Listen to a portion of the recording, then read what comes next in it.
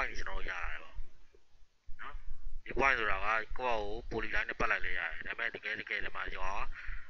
နော် polyline နဲ့ကျွန်တော်ဆွဲရမယ် polyline under ဘာလို့ဆွဲရလဲစစချင်း point ဒီ starting point ဒီ point ပဲနော်ဒီ point ဒီဘယ်လောက်နဲ့စလဲ coordinate 1000နဲ့စတယ်နော် coordinate 1000အဲ့တော့ဒီမှာနောက်တစ် point ရှိတယ်ဒါကြတော့ coordinate နောက်တစ်ခုပေါ့နော်ဟို survey station နောက် one station A ဒါ station B ဒါမှဆိုရင် station C အဲ့ကို point တွေရောက်ချင်ပါပေါ့နော်ကို travel path ခဲ့ဆိုရင်ပေါ့ A B C D E အဲ့လိုမျိုးသွားတယ်ပေါ့နော် point 1 2 3 4သွားရင်လည်းဒီနေရာနေပြီးတော့မှကျွန်တော်တို့က1000ဒီ start point ကို1000ပဲပြန်တိုင်းလိုက်တာတိုင်းလိုက်တဲ့အခါမှာထွက်လာတဲ့ result က coordinate တစ်ခုဒီကောင်ကတိုင်းလိုက်နေတာ1000လို့1000ပြန်ဖြစ်ကြမှာပေါ့နော်ဒါမဖြစ်ဘဲနဲ့ကိုဘာညာကိုရနည်းနည်းလေးဟာသွားတယ်အဲ့ဒီ point ကဒီ point လေးဖြစ်သွားရတဲ့ခါမှာဟုတ်ပြီနော်ဒါဆိုရင်ဒီနောက်ဆုံးဒီမှာရှိတဲ့ဒီ point လေးဒီတိုင်းလိုက်တဲ့ result တွေဘယ်လောက်ဖြစ်မှာ1000ပြန်ဖြစ်ကြမှာဟုတ်တယ်နော်ကျွန်တော်တို့ဒီနောက်ဆုံးဒီ time ရဲ့ဒီ station တွေပြန်တိုင်းမယ်ဆိုရင်ဒီကနေတိုင်းမယ်ဆိုရင်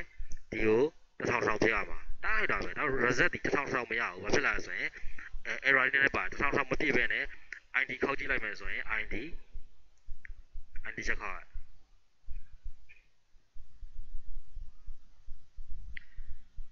တစ်ချက်ခောက်ကြည့်လိုက်တော့ ID ခောက်ကြည့်လိုက်တော့ဒီမှာဘယ်လောက်ရှိရဆို H တန်ဖိုးက1000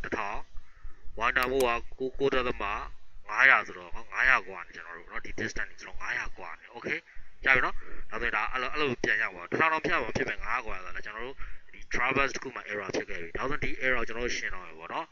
ဒီမှာအဟာလေးရှိရပေါ့เนาะအစမှာ okay ဒါဆိုရင်စရှင်းဖို့အတွက်ကျွန်တော်တို့ annotate ထဲကိုသွားမယ် add label ကိုရွေးမယ် add label မှာ line and cap ကိုရွေးမယ် line cap တွေက add line cap label ကိုသွားမယ်ဟုတ်ပါเนาะ line cap label သွားမယ်အဲ့တော့ line cap label ထဲမှာကျွန်တော်ဒီ line label style ဆိုဒီနေရာရေးကြည့်ရတယ်ဒီနေရာမှာ bearing distance ပဲဖြစ်ရမယ် bearing နဲ့ distance ပဲကျွန်တော်တို့သွားမယ်ပေါ့เนาะဒီ bearing distance ကိုအကြီးလေး site ပြင်ကျင်တော့ကျွန်တော်ဒီဘက်က Canon 2လေးမှာဝင်ပြီးတော့ပြင်လို့ရပါဘောเนาะသူ့ရဲ့ site တွေကိုเนาะအဲ့ဟုတ်ပြီကျွန်တော်မပြင်တော့ add လုပ်လိုက်မယ် add service element တွေကိုတစ်ချက်နဲ့တော့လေး6โอเคเนาะအဲ့တော့စဆိုင်တော့ကြည့်လိုက်မှာဆိုရင်58တက်မှာ200ကျော်ရှိရเนาะ242ရှိရ50ကျော် distance เนาะโอเคဒီမှာ သူ့ရဲ့ bearing ကဒီမှာထွက်သွားပြီပေါ့เนาะโอเคအဲ့လေးတော့ data ရေးလုပ်လိုက်မယ်အဲ့တော့ဒါပြီးရင်ကျွန်တော်တို့ဘာသုံးပြီးတော့ travel adjust လုပ်မလဲဆိုတော့ဒီကောင်လေးကကျွန်တော်သုံးနေကြနေလည်းဖြစ်ပါတယ်အဲ့တော့ကျွန်တော်ဘယ်လိုလုပ်မလဲဆိုတော့ကျွန်တော်ကအဲ့တော့ analyze တဲ့ကိုသွားမယ် analyze တဲ့ကနေပြီးမှ survey ဆိုတာရှိတယ် survey ရတယ်ကျွန်တော်က match check နဲ့ကျွန်တော်အသုံးပြုပါမှာเนาะအခုသင်တဲ့လက်ကဒီကတော့ match check ကိုအသုံးပြုတာပေါ့เนาะ match check ကိုရွေးမယ် survey တဲ့ match check အဲ့ match check ပေါ်လာပြီဆိုရင်ဒီဘက်မှာအပေါ်ဒီတောင်လေးမှာဒီမှာnew match check ဆိုတာရှိတယ်ဒါလေးကိုတစ်ချက်နှိပ်ပေးလိုက်ပြီဆိုတာနဲ့သူ့ရဲ့ match check နာမည်ပေးရမှာပေါ့เนาะနောက်တစ်ချက်နှိပ်လိုက်မယ်အဲ့ command box ပါကြည့်ပါတစ်ချက်နှိပ်ပြရတယ် under တဲ့ name of match check ကိုကျွန်တော်ရိုက်ရမှာပေါ့ရိုက်ထည့်ရမှာပေါ့เนาะအဲ့ကျွန်တော်ကtraverse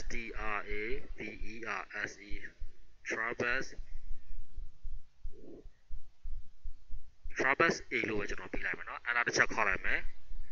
ပြီးသွားပြီအဲ့ဒါပြီးခါကျတော့ကျွန်တော် point of beginning ဆိုတာရှိတယ်ဒီမှာเนาะ command မှာလည်းပေါ်ပြီးသားပါဒီနားလေးကျွန်တော်တစ်ချက်နှိပ်လိုက်မယ်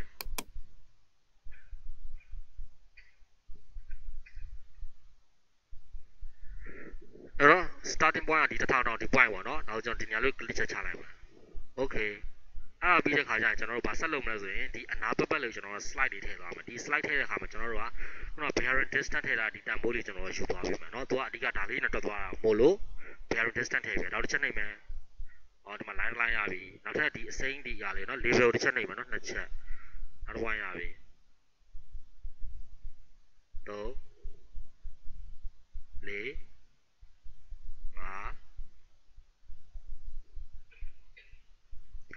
6ခုရပါတယ်ဗောနော်ဒါဆိုကျွန်တော်ဒါအားလုံးကျွန်တော် slide တွေထည့်ပွားပြီဒီမှာတစ်ပတ်မှလည်းပေါ်လာပြီ slide 1 2 3 4 5 6ဆိုကျွန်တော်ပေါ်လာပြီဟိုဒါဆိုလွယ်ပြီးသွားပါပြီရပြီရပြီเนาะဒါဆိုရင်ဒီကျွန်တော် number beta traverse A ကို select ပေး right click adjust match check ဆိုတော့ကျွန်တော်တစ်ချက်နှိပ်လိုက်တာ result ဖြောက်သွားပါပြီเนาะသင်ခန်းစာ adjust match check နှိပ်ပြီး အဲ့မှာကျွန်တော်တို့ adjust လုပ်တဲ့အခါမှာကျွန်တော်တို့ compass rule ရှိရ Brandon rule ရှိရ transit rule ရှိရပေါ့နော်ကျွန်တော်တို့ကဘာ rule ရေးမယ်ပေါ့နော်ကျွန်တော်ကဒီမှာ compass rule နဲ့ကျွန်တော်သွားထားပါတယ် compass rule သွားတယ် okay ဒါပဲလေ okay ပဲနှိပ်လိုက်မယ်နော် okay နှိပ်လိုက်ပါမယ်ခဏစောင့်ပါသူ result တွေထွက်လာပါပြီဒီမှာအောက်ကပေါ်လာဒီ box ကို okay လေးနှိပ်ပြလိုက်ဟုတ်ပြီနော်အဲ့ဒါကျွန်တော်ဒီမှာကြည့်လိုက်ပြီဆိုတော့ ਨੇ ဒီအောက်မှာကျွန်တော်ကြည့်လိုက်မှာ travel adjust လုပ်တာပေါ်လာပြီနော်အဲ့တော့ဒီဘက်မှာပေါ်လာတစ်ခုရေးကြည့်မယ်ဆိုရင်ဒီမှာကနော် raw travel ကျွန်တော်1000နဲ့စခဲ့တယ်နော်အဲ့တော့ကျွန်တော်စခဲ့တဲ့ခါမှာနောက်ဆုံးအပိတ်လေးရဒီမှာပေါ့နော်999ဆိုတာ1000ပဲပေါ့နော်ဒါသမစီဒသမဖြတ်တာလို့ e ရတော့မှ499 500กว่าဒါကဘာလဲဆိုရင်ဒီမှာ no rule လို့ထားနော် rule မလုံးထားပဲလို့ထားတော့သူက reserve အဲ့ no rule မှာဘာဖြစ်လို့ဖြစ်နေတဲ့အရင်ငကိုချိန်တွေက error not က900กว่าတယ် error is က 0.00 နော်မီလီရောကျွန်တော်10မီလီအဲ့လိုဖြစ်သွားတယ်နော်မီလီတော့မှကျော်သွားပြီပေါ့နော်အဲ့တော့နည်းနည်းလေးပဲရှည်ရေးတာ okay ဒါဆိုတကယ် point to point error distance ဘယ်လောက်กว่าဆို point 900ပေါ့နော်900မီလီဆို900မီလီกว่าတာပေါ့နော် 0.5 မီတာกว่าတာပေါ့နော်ဟုတ်ပြီအဲ့ဒီအချိန်မှာကျွန်တော် error adjust လုပ်ပြီးတဲ့ဟာကိုကျွန်တော်နောက်တဲ့ဒီဘက်မှာထွက်လာကြည့်ရအောင်ဆိုရင်ဟောဒီမှာဆိုရင်1000နဲ့စတယ်နော်အဆုံးသက်ကဒါလေးဒါပေမဲ့ဒီဘက်မှာကျတော့ compass rule နဲ့သွားတဲ့ဟာလေးဒီဘက်ချာ compass rule နဲ့သွားတာဒီဘက်1000ကျတော့နော်ဒီဘက်1000ရှိတယ်အဲ့ကောင်ကအောက်ပြန်ဆုံးတော့သူ့ရဲ့နောက်ဆုံး point ကလည်းပါပြောတာ1000နဲ့ပြန်ပြီးတော့ adjust လုပ်ပြီးသားဖြစ်သွားပြီပေါ့နော်အဲ့တော့ဒီမှာ area သူ့ကိုထွက်ပြီးသားဒီမှာ header ကိုထွက်ပြီးသားပေါ့နော်ဒါဆိုသူ့ရဲ့ result ကိုဒီမှာသူတို့ open နဲ့ပြပြီးသွားပြီ okay ဒါလေးနော်အဲ့တော့ဒါပြီးတော့ဒီကောင်ကတော့ဟုတ်နော်ဒါပိတ်သွားဒီမှာပိတ်တာပြသွားပေါ့နော်ပိတ်တာပြရွက်ခါမှာသူ့ရဲ့ဟာခုနကပြောလို့ပဲ distance 58.242ဆိုတာအဟောင်းမရှိတယ်မနော်ကျွန်တော်တို့ကအသစ်ကိုပြန်ပြီးတော့အသစ်ပြန်ထုတ်ဝေလိုက်မှာပေါ့နော်အဲ့လိုထုတ်ဖို့အတွက်ကျတော့ကျွန်တော်ဒီအဟောင်းလိုင်းကိုကျွန်တော် delete လုပ်လိုက်မယ်နော်အဟောင်းလိုင်း delete လုပ်လိုက်မယ်ဒီကောင်ပြတ်သွားမှာနော်โอเคမလုပ်ချင်လည်းရရပါမဖြစ်ဘူးအဲ့တော့ကျွန်တော်ကဒီအဟောင်းလိုင်းဆိုတာဒါကိုပြောဒီဟာလေးကိုကျွန်တော်ဆက်လက်ပြီး delete လိုက်ရင်ဒီ label တွေပါပြတ်သွားတော့မှာနော်အဲ့လိုကျွန်တော်မဖြတ်သေးဘူးခဏလေးအဲ့လို channel လဲဆိုတော့အဲ့ဒီ matches ဘောက်ထဲမှာပဲကျွန်တော်တို့ဒီမှာပါရှိလဲဆိုရင်ဒီမှာ create polyline ပေါ့နော်ဒါလေးနှိပ်လိုက်ပြီဆိုတာနဲ့ကျွန်တော်တို့ adjust လုပ်ပြီးသားဒီparameter ပတ်တယ်လေးက polyline line auto ထုတ်ပေးပါပေါ့နော် okay ဒါကိုတစ်ချက်နှိပ်လိုက်မယ်နော် okay တစ်ချက်နှိပ်လိုက်တယ်ပြီးတော့တစ်ချက်နှိပ်လိုက်တာသူ့ရဲ့ line ပေါ်မှာတွေ့လားအဲ့တော့ polyline မှာ dot အဖြောင် dot line နဲ့ polyline ပေါ်လာတယ်ဒါလို့ကျွန်တော် move လိုက်မယ်နော် move m da command မှာ m ရိုက်ပြီး move လိုက်ပြီးတော့အပေါ်တင်လိုက်မယ်နော်ဒါကျွန်တော်အယောင်ချင်းကျင်လို့ပါ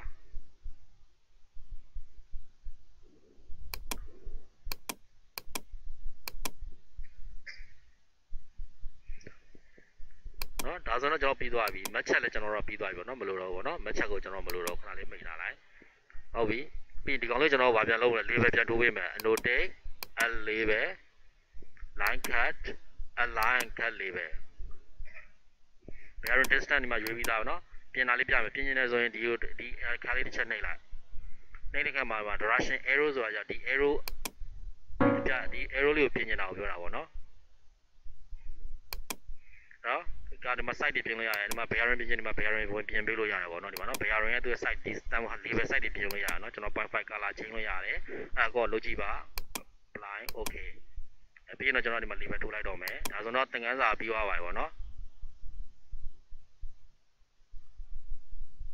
ဒီက adjust လုပ်ပြီးသား and ကြီးကိုကျွန်တော် notepad ထဲမှာကျွန်တော်သွားရှင်ရပြီပေါ့နော်ဒါဆိုတော့ distance က250နဲ့285ဖြစ်သွားတယ်ဒါမတူတော့2ခွန်က58 2ခွန်ကဒီအောက်မှာအဟောင်းကကြတော့58 2.4 နှစ်ဖြစ်တယ်နော်โอเคဒါဆိုတော့ကျွန်တော်ဒီ match ချက်လေးသုံးပြီးကျွန်တော်တို့ travel adjust လုပ်တာရပြီလို့ထင်ပါတယ်အရန်ဒီကကျွန်တော်သုံးနေကြတယ်အရန်လွယ်ကူပါရိုးရှင်းပါတယ်နော်အားလုံးပဲအဆင်ပြေပါစေခင်ဗျာသူကဆိုရဲတက်တွေကတော့2020မှာ travel adjust တွေအများကြီးတော့ပါလာတခြားထပ်ပြီးတော့ပေါ့နော်ဒါပေမဲ့ကျွန်တော်ဒီကောင်လေးကိုပဲကျွန်တော်ကကြိုက်တယ်ပေါ့နော်သုံးနေပါတယ်ဟုတ်